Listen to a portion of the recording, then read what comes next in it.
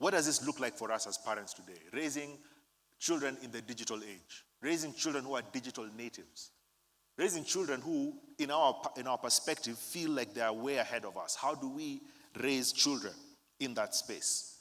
I want to state it to you today that you are still the parent. You might not feel like you're as equipped as your parents were when they were raising you, but you're still the parent. You still have a responsibility over those children. Our children are our responsibility. Not the school, not the church, they're our responsibility. Let me ask you a question. Do you think it's possible for children to live in purpose? You think it's possible? Or do you have to wait until they get an ID and a bank account and a job so that they can have a purpose? Consider Ephesians 2 verse 10. I think this is your theme verse for the year. Ephesians 2:10 says that, "For we are God's handiwork, created in Christ Jesus to do good works, which God prepared in advance for us to do." God is not just speaking to you as a parent. He's speaking to your children as well. That there are good works that God has put aside for your children to do in advance. Consider Jeremiah 1:5. "Before I formed you in the womb, I knew you. Before you were born, I set you apart. I appointed you as a prophet to the nations." So even before your children were born, they had a purpose. God had set them apart. Before they were born, before they were formed in the womb, God had set them apart. You see, the thing is, our purpose as parents is to help these kids learn and grow in their God-given purpose. And that purpose is not a distant future. It's not when they are older. It's not when they are in their 20s. Not when they become parents. Their purpose starts now. Their purpose started before they were born. And it's our responsibility to shape them into that purpose. It is our responsibility as parents to help them understand what their purpose is. Our children were created for good works, and God planned this for them long before they were born. So, today we're going to learn a few lessons from a few people in the Bible. Anybody know the name Hannah? Who was Hannah in the Bible? Yeah? Who was Hannah? The mother of Samuel. We're going to learn about parenting from Hannah and Samuel. We're going to learn a little bit from someone called Jochebed. Who knows who Jochebed was? Youth. Young people. Who was Jochebed? Anyone? If I put some money on the table, will you answer? No, I won't put any money on that table. Who was Jochebed? Anyone can tell me? Yeah? The mother of Moses. Did you know that? Jochebed. Moses' mother was called Jochebed. What was Moses' father? What was his name? Anybody remember? Amram. Hey, Pastor Wangombe, you've got Bible scholars in your midst. It's amazing. So we're going to learn about parenting from the story of Jochebed and Moses. And we're going to learn about parenting from Eli, the prophet Eli, and how to raise children in purpose despite all these challenges. So, let's look at Hannah and Samuel. 1 Samuel chapter 1 through 3. We're not going to read all of it. But we see from that passage, it's a fairly long passage, 3 chapters of the Bible. And we see the story of Hannah. Now, Hannah was barren. Barren meaning that God had closed her womb. The Bible says that God closed her womb. And she had a co-wife called Peninnah. And Peninnah was, I don't want to say she was not a nice person, but she was very unkind to Hannah. Okay?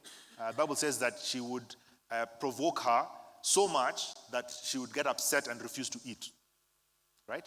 Now Peninnah, her womb was open and she had several children. But Hannah was barren. And, Hannah struggled for many, many years. She struggled with the idea that she was barren. She struggled with the idea that she was not as good a wife as her co-wife was. And her life was really not easy. And we see the pain that she experienced as a potential parent. And at the time, she didn't know that at the time. But she had quite a bit of struggle. I think that reflects what we feel as parents sometimes. Sometimes as parents, we feel afraid. We feel inadequate. We feel like you're not able to do what is required. Sometimes you have unanswered questions as parents, just like Hannah did. asking why. Why is this happening? Why am I struggling with this issue?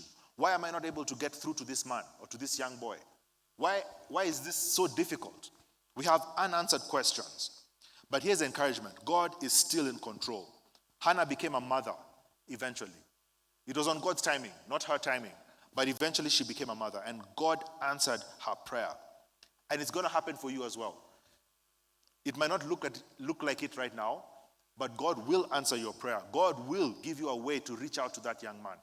God will find a way to break that barrier between you and your daughter. You might feel like your daughter is too much like you, and you're too much alike that you cannot get along easily. But like Hannah, even when all felt lost, God came through for her. We need to appreciate God's timing and control over our lives and our parenting. God is in control of your parenting journey. Later on, 1 Samuel 1 verse 11, she dedicates Samuel to the Lord even before he was born. She made a promise to God and said, if you give me this child, I will dedicate him to you. That is demonstrating a form of stewardship. Here's the lesson, that you as a parent are not an owner. You're a steward. God has given you this responsibility to take care of these kids, and is going to hold you accountable for what happens while they're under your roof. You don't own these children. You're a steward of them. God has given you a gift. The Bible describes children as a gift from the Lord. Psalms 127 verse 3 says that the fruit of the womb is a gift from the Lord. You're a steward of what God has given you. God himself has ultimate claim over your children. You need to see your kids as souls for whom you need to give an account to God eventually. They're not your personal property. You are a steward. You've been given this responsibility to take care of them. Parents today dedicate or delegate the responsibility of spiritual growth for their children to other people. I was speaking earlier with Mr. Abraham, and he was telling me how the children's ministry here is amazing. It's fantastic, right? You guys are starting a children's month. So the children's ministry here is amazing. You guys are doing amazing work within the community, within this church. And I want to applaud all the children teachers or the Sunday school teachers. Are any of you here, or you're all out there? All the teachers are out. Are there any Sunday school teachers who are here? Right? Any? A few? A few of them? Or they're all out? There's a few. Yeah, let's give them a hand. I mean, I think what you do is spectacular. Yeah? I am many things, but I'm not a Sunday school teacher. And I don't have the patience to teach kids in that context. So I really applaud Sunday school teachers. And I can tell you that a lot of us delegate spiritual growth of our children to the Sunday school. We look for good Christian schools to send our children to. Okay, and we assume that because they're a Christian school, they're taking care of all the responsibilities that come with spiritual nourishment. But I want to tell you this, ladies and gentlemen, that it is our responsibility as parents to prepare our children for a spiritual walk with God. The Sunday school teacher is an ally. They help you. You walk alongside them. But it is not their responsibility to raise godly children. It is your responsibility as a parent. Are we together? Yeah? It's very easy for us to say, let's find a school, let's find a church which has a good, strong Christian youth ministry or a good children's ministry, and that's a good thing to do. But we cannot delegate spiritual growth to the church. It is our responsibility as parents to raise these kids in the ways of the Lord. I really love what that little girl said when she gave us that scripture. Proverbs 22 verse 6. Raise a child in the way that they should go, and when they're older, they will not depart from it. Guys, it is our responsibility as parents to raise those children in the way that they should go. If we want to have children, or we want to have adults who are following God and doing the things of God when they are older, it starts in the home. Amen? The real foundation for life is spiritual. The real purpose, the real thing that matter in a child's life or in a human life is spiritual. We need to prepare our children to hear from the Lord himself directly. Sometimes we act like an intermediary between ourselves and God. And we want to hear from God and then we tell our children. But no, God wants to interact with your children directly. Samuel, as a boy in Eli's house, heard God's voice. 1 Samuel chapter 3, verse 10. He was asleep and he heard someone calling him, and he had never heard God's voice before. And in those days, the voice of God was scarce for a number of reasons. But Samuel heard God's voice directly. As parents, we need to encourage our children. We need to get our children, equip our children to be able to hear God's voice directly. Kids can encounter God's purposes for their lives very early, even as children. And it's our responsibility to create an atmosphere where this faith is real and alive. Deuteronomy chapter 6, verse 6 and 7 says this: "These commandments that I give you today are to be on your hearts. Impress them on your children. Talk about them when you sit at home and when you walk along the road, when you lie down and when you get up. Teach your children to pray and hear God's voice directly for themselves." Amen? We're not intermediaries between ourselves and God. God has got no grandchildren. Yeah? No offense to the grandparents in the house. God has no grandchildren. All of us are God's children, including that 4-year-old in your house, including that little baby, that 6-month-old. That is God's child, just like you. So encourage your children to hear God's voice directly. Isaiah 54 verse 13 says, "All your children will be taught by the Lord, and great will be their peace." We must create an environment where kids can know God for themselves. How do we do that? We do it by modeling it ourselves. So, what is your practice of the faith in the house for yourself? How do you interact with God in the house yourself? Do your kids see you interacting with God? Do they hear you pray? Do they see you reading your word? Do they see you taking quiet time and spending some time with the Lord? Or do you consider it private, that your faith is private, so you keep it hidden? Yeah? Our faith, our walk with God is private. It's personal, but it's not private. It's between you and God, but it's not a secret. We don't hide our faith, and we certainly don't hide our faith from our children. So our kids need to see us walking with God every day. They need to see us exercising faith. They need to see us making prayers that need faith for them to be answered. You know what I mean? Those things that you're struggling with at work and you're trusting God for them. Pray about those things in the presence of your children. Let them hear you trusting God for outcomes. And when God answers those prayers, you can then demonstrate to them that God answers prayer. We're dealing with a situation in our house quite recently. And we've spent the last maybe 3 months just praying about it. And by God's grace, he has come through big time in the last 2 weeks. He has come through in a big way. But the thing that really encouraged me is that our kids were praying along with us. It wasn't something that me and my wife were doing secretly in our bedroom. It was out in the open. Guys, this is the issue. This is the problem. We need God to come through on this issue. We need God's provision on this matter. And when God answered, it was a celebration for the whole home. I want to encourage us to be open with our faith. Open with your struggles. Open with your devotion to God. Let your kids benefit from having a godly parent. That's the value of being a Christian parent today. That you're able to give your kids an environment that they don't get anywhere else. Amen? So this is how we model our walk with God in such a way that our children can see us walking with God. And when they see us walking with God, they learn from us what it means to walk with God. We need to teach our children how to pray. We teach them how to pray. We're here in church, don't we? Is there anybody here who does not know how to pray? If you don't, there are pastors who can teach you. But I would like to suggest that all of us, or at least most of us, know how to pray. So why don't we teach our children how to pray? We don't have to wait for Sunday school for them to go for DVBS so that they can learn how to pray. We can teach them in our homes by ourselves. When was the last time you did devotions in the house at the table with the whole family? Yeah? Do your children understand how to read scripture? Do your children understand what it means to walk with God? Have you ever thought of discipling your own kids? You know, that we come for discipleship, I see that you're doing a mission to Chalby, is it? Right? All that work that you're doing out there for other people. Why can't we do that for our children in our own homes? We can disciple our own children and teach them how to read the word of God, how to trust in God, how to depend on God. So that's the lesson that we hear from Hannah and Samuel. That parenting is a form of stewardship. It's not ownership. That we need to train our children to hear God's voice directly for themselves.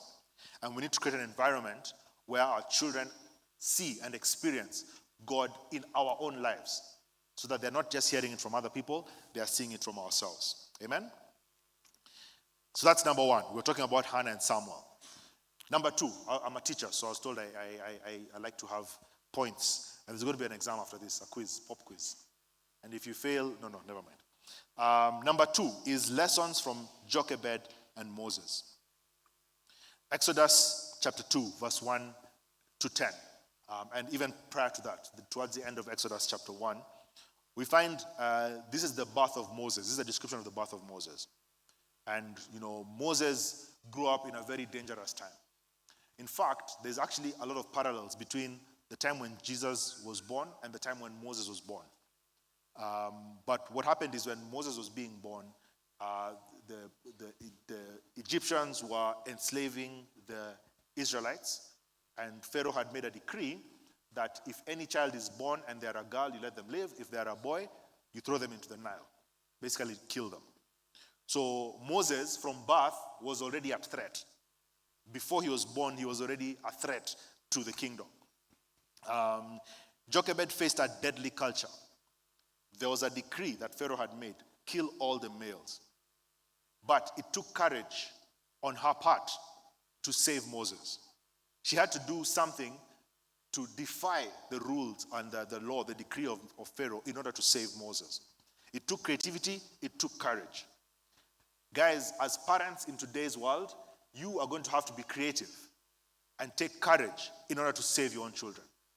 Just like Jochebed did. You're going to have to go out of your way to do things differently. Because if you go along with the flow, guess what? The world is trying to kill your children. The world is trying to destroy. The Bible calls the enemy a roaring lion. And his purpose is to kill and destroy. Steal, kill, and destroy. That is the enemy you're up against. We cannot be relaxed about it or laissez-faire about it. The reality is that there is a Pharaoh out there is somebody out there whose purpose is to destroy your children. We live in a culture where everything is designed to destroy our children. Whether you like it or not, we are at war. Let me repeat that. Whether you like it or not, we are at war. And the spoils of that war are the souls of our children. There are people out there who are determined to bring down your kids. They're determined to destroy them. And we have to be creative, we have to be courageous, just like Jochebed was, to save our children.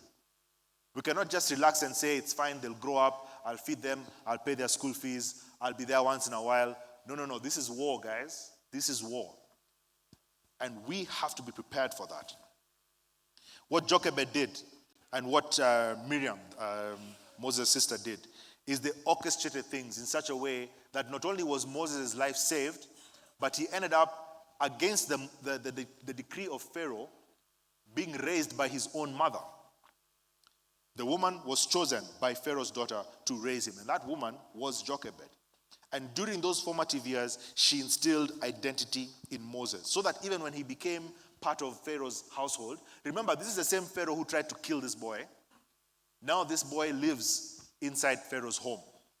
And when he was in that home, he had the right identity, and he was not moved by what he saw around him. Hebrews 11, verse 24 and 25 says this: by faith, Moses, when he had grown up, refused to be known as the son of Pharaoh's daughter. He chose to be mistreated along with the people of God rather than enjoy the fleeting pleasures of sin. What a blessing it is for us to be able to look at our children and hear our children standing out and resisting peer pressure. As parents, I know that's one of our biggest issues, peer pressure. Will my child be able to stand when other people are doing the wrong thing? Will my child be able to resist the urge to go and do the wrong thing? It's a big issue for many of us as parents. Wouldn't you agree? How many of you guys don't have that problem? I have teenagers, and I can tell you that's a big issue for me. But it's possible for our children to withstand peer pressure. It's possible for our children to stand and not be known as the son or the daughter of this world, but instead choose to stand with the people of God. Amen? Isn't that encouraging? I don't know if that's encouraging for you. For me, it's very encouraging that my daughter my teenage daughter does not have to get pregnant when she's a teenager. That my son does not have to take drugs when he's older. He doesn't. In fact, he can actually be an influence on other people. He can actually bring people to Christ. He can be an ambassador for Christ in his school. Amen. Instead of falling into peer pressure, he can actually be the one who is discipling his peers. It's possible, but it starts from home. It starts from us as parents taking a stance of war and saying we're not going to let our children go down the drain. We're not going to let the enemy destroy our children. We're not going to let Pharaoh kill our son. We are instead going to instill the values of God in them. Our kids face cultural pharaohs all around. Peer pressure, pornography. Can I surprise you? These days, you know the way some of us never heard of pornography growing up. Yeah? Some of us may have been exposed to it when we were older. But these days you have children, even as young as 7, 8 years old, who are actively watching pornography on a regular basis. Addicted at 7 years old. It's happening, guys, all around us. It's not a mystery. It's not a myth. These things are happening. And it's very possible for children to fall into those traps. Toxic social media. Yeah? Social media is designed to put pressure on other people. The whole idea of social media is, I want to show you how good my life is so that you want to be like me. That's the whole idea of social media. And you can imagine a 12-year-old having to live with that kind of pressure. Guys, the world is designed to destroy your children. The enemy is out there. He's prowling. But we have to stand up against him. Jochebed knew that she could not protect Moses forever, but she could prepare him for his purpose. Parenting today means that we equip our children with values that they will hold when we are not around. We don't want our children just to obey the rules because we are there or because they are in our house. You know, we say, you're under my roof, therefore you must do what I say. We want our children to have values and convictions that they carry with them even when we're not around. The verse that we had this morning, Proverbs 22 verse 6, start off children the way they should go, and when they are older, they will not turn from it. Guys, we must make sure that we equip our children for that world out there. Let's not be naive about what's happening around us. Let's be prepared. Let's prepare them. And let's instill in them, in a very active and very deliberate way, the values that they need to stand up out there in the world. Let me ask you this question. What kind of basket are you building for your child? You remember the story of Jochebed and Moses? She built a basket, a wicker basket. And she put tar around it on the outside and put some warm blankets on the inside. So she basically prepared Moses to live in the river for the time that he was in the river. What kind of basket are you building for your children? How are you preparing your kids for the life out there? Are you just hoping that things will work out? I know you're praying about it and you're praying for them, but what are you doing tangibly to protect your kids and to prepare them for the life out there? So that's the lesson that we hear from Jochebed and Moses, that we are facing a deadly culture. That's number one. Number two, that we are at war, and that the spoils of that war are the souls of our children. And that number three, despite all the pressure that's out there, we have a responsibility to prepare our children for the life that is out there. So let's hear from Eli and his sons. This is the third point. So the first point was Hannah and Samuel. The second point was Jochebed and Moses. Now we want to hear about Eli and his sons. We all know the prophet Eli, right? He was a good father, right? No, he was not. Eli's sons were called scoundrels because they had no regard for God. Can you imagine that? These are people who served in the temple. They were people who were close to God. They knew their father's God. Well, they thought they did. But the Bible describes them as scoundrels. Hophni and Phinehas. They would do all these evil things. They would take the best produce out of the sacrifices that are made, and instead of dedicating them to the Lord, they would eat them themselves. You know, they would sleep around with the people in the temple. It was just a mess, a complete mess. And here's the thing. Eli knew about all of this. He wasn't an old man who was clueless. He knew what was happening. But he failed to act. The Bible says that when he was talking to Samuel, God told Samuel that I'm going to do something to Eli that anybody who hears it, remember what he said? That their ears will tingle. Remember that? That bad things are going to happen to Eli. Why? Because he failed to act. He knew what was going on. He knew what was happening in his home. He knew the kind of people his sons were, but he failed to restrain them. It's possible, guys, for your children to be physically present in the house of God, but their hearts are far away from him. It's possible to raise children around the things of God. They can come for DVBS. They can be part of the service. They can do everything right, but their hearts are still far away from him. We must make sure that our children are walking with God, not just pretending to, not just doing the motions, going through the motions, coming for the camps and going for the missions. We need to make sure our kids are walking with God, that they know God, that they've heard God. And guess what? If we don't do that, and if we know what is happening in our homes and we fail to act, then God will hold us responsible. What things are you allowing to happen in your home that are contrary to God's word? Do you know what your kids are up to when they're online? What kind of searches they're doing? I know your kids are sitting next to you, the teenagers and the youth that we're talking about. You're sitting next to your dad. But the question is this: do you as a parent know what's happening in your home? Are there things going on in your home that are contrary to God's word and you're not doing anything about it? Eli knew what was wrong and he failed to act, and God punished him for it. He lost his sons, he lost the Ark of the Covenant, and he lost his own life on the same day. That was God's judgment on Eli. Proverbs 29 verse 17 says this: discipline your children and they will give you peace. They will bring you the delights you desire. There's this phrase that we hear being bandied around. It says, spare the rod, spoil the child. And people say that's in the Bible. It's not in the Bible. That phrase is not in the Bible. There are variations of that phrase. But essentially, the lesson there is, part of it is this verse here.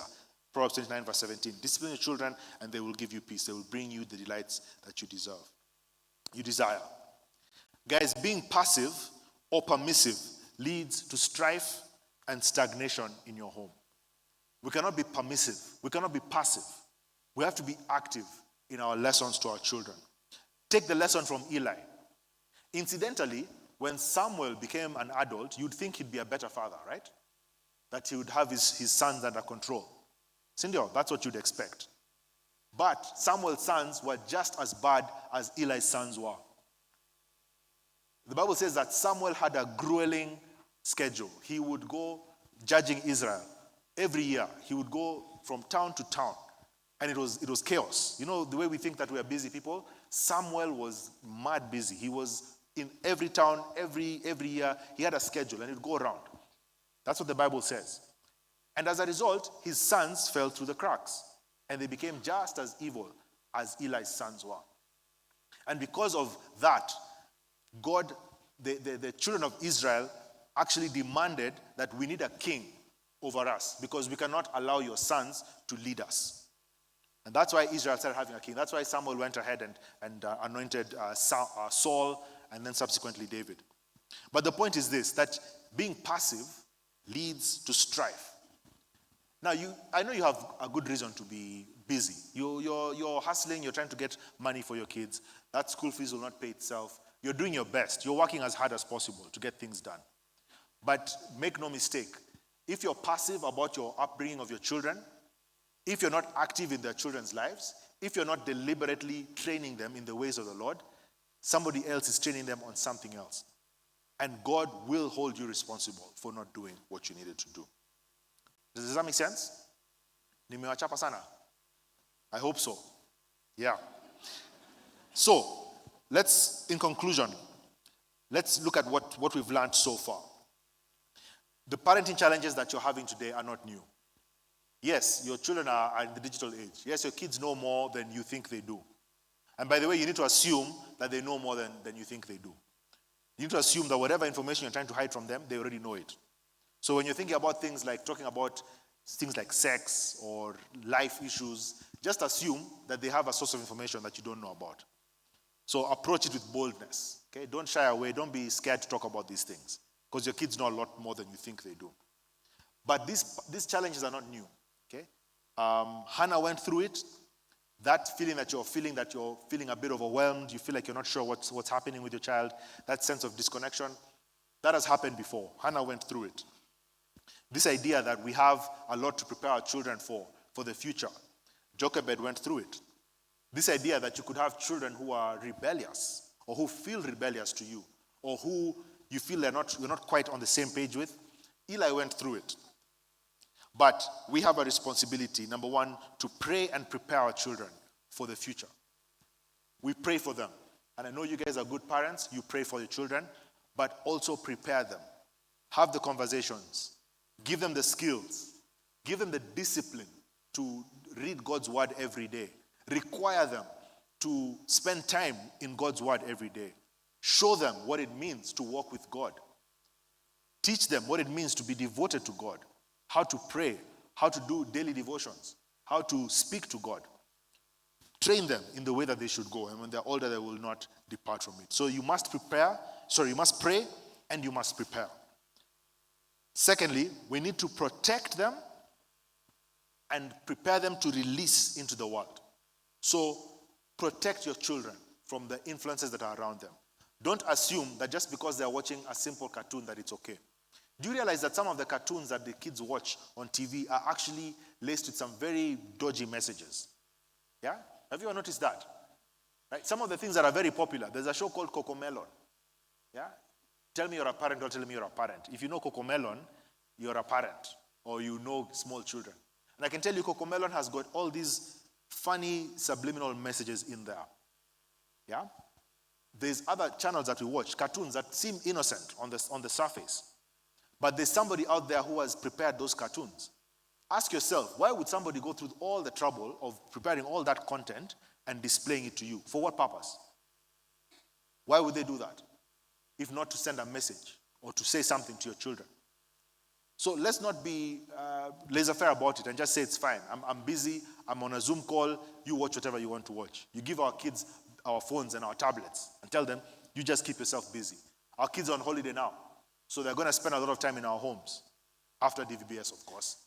So are we just going to let them watch whatever they want? We need to protect our children, because there are people out there who are not interested in the success of your kids. They're not interested in the spiritual growth of your children. They're not trying to see whether your children are going to go to heaven or not. They're not trying to see whether your children are praying or not. They are there to take advantage and to destroy. So protect your kids. Find out what they're watching. Be sure you know what's happening in your home so that you're not clueless about it. And then lastly, we are warned against being passive in our parenting. Don't be passive. You're not a passenger in that home. You are the driver of that home. It's you who God is looking to as a steward of those children to raise them in the way of God. We cannot be passive about it. We cannot just sit back and hope things work out. We cannot be intimidated by the devil, and the devil tells us you're not a good parent, so you just sit back and let things flow. No, we fight back. Remember we said we are at war, and the spoils of that war are the souls of your children. In conclusion, I want to say this. Joshua 24 verse 15. Joshua has come to the end of his life. He has had a long, rich life, several campaigns, military campaigns. They've basically overcome every obstacle that was in their way, and now he's at the end of his life. They've distributed the land, and now he's done. He's ready to rest. And he says this in verse 15, that as for me and my household, we will serve the Lord. What is your statement today? Having gone through all the battles that you're going through with your children and all the issues that you're dealing with, are you able to say like Joshua, that as for you and your house, you will serve the Lord? What are you doing to shape your children for God's purpose? Or are you letting culture write their story? Are you letting social media write their story? Are you letting the internet write their story? Are you letting AI do what it does? And just, you've let go of the wheel. You said, Jesus, take the wheel, and you just let go. What are you doing to prepare and shape your children for God's purpose? I will encourage us all to stay steadfast. Remember that we have a weapon on our side. We have God on our side. He that is with us is greater than he that is in the world. Let us not be afraid of what's out there. Our children will grow up whether we raise them or not. They will grow. You feed them, they will grow. Give your child 1 year from now, they will look very different from what they are right now. So our children are growing in the meantime. Let's not be afraid to engage on these issues. Let's take our mantle as parents to instill these values on our children and raise them up for God's purpose. Amen? Allow me to pray for us as we end. Lord, I thank you for this morning. I thank you for your word that has come forth clearly to us. I want to pray for all of us here, all parents here, all grandparents here, that Lord, you'll give us the courage, the wisdom, and the discernment to raise children who live in God's purpose. That Lord, we as parents shall not be complicit in their destruction, but indeed we shall take our stand as the warriors and the stewards that you've made us to be able to push back against the onslaught of the enemy. That even as the enemy is trying to destroy our children and to get them hooked on drugs and porn and all these bad things, that we will rise up a standard against them and push back and declare that our children will not be destroyed, our children will not fail, our children will succeed, our children will live to tell of God's goodness in the land of the living. That our children are going to be influencers for God. They're going to be ambassadors. They're going to be peer influencers and not only resist the influence of their peers, but convince them to come to our side. That our children are going to convert. They're going to be carriers of the gospel in their schools, in wherever they are. They're going to be people who can convert people to Christ. That, Lord, as our children lift you up, you're going to draw men unto yourself. And our children are going to be ambassadors in the world that they live in. Our children are not going to be destroyed by social media, but they're going to use social media to influence the world. Our children are not going to be destroyed by AI and made lazy by it, but they're going to use that technology to influence others for the gospel. That our children are going to be successful in everything that they do. That they're going to live their purpose. They're not going to wait until they're older, or until they're teenagers, or until they're adults. They're going to start working for God now. And that as they do so, as they rise up in their purpose, that, Lord, you are going to honor their work and crown their efforts with success. I thank you, Lord, for the parents here. I thank you that the parents here are not going to be passive. They're going to be active. They're going to demonstrate a walk with God in their everyday life. That they're going to show their children what it's like to trust in God. When you pray and ask God for outcomes, that they come through, that you come through. That our children are going to experience what it is like to grow up in a home where God is worshipped every day. That, Lord, the parents here, the individuals here, the couples here are going to demonstrate godly marriage. That they're going to respect each other, they're going to honor each other. They're going to submit one to another, just like the word of God says, in such a way that when our children watch them and see what they're doing, that they shall be reminded of what it is like to live a godly marriage. I thank you because you are making all this happen to the glory of your name. I want to pray that you'll give us courage as parents, that you'll give us the tools and equip us to do what is required as parents to raise these children in the ways of God. And that, Lord, we ourselves shall also live out our purpose as parents, as individuals, as Christians today, to do the will and the bidding of God. And throughout all of this, Lord, you will be glorified. All the glory and honor will go back to you, Lord, because this is all you're doing to the glory of your name. For we pray this, trusting and believing in Jesus' name. Amen. Thank you.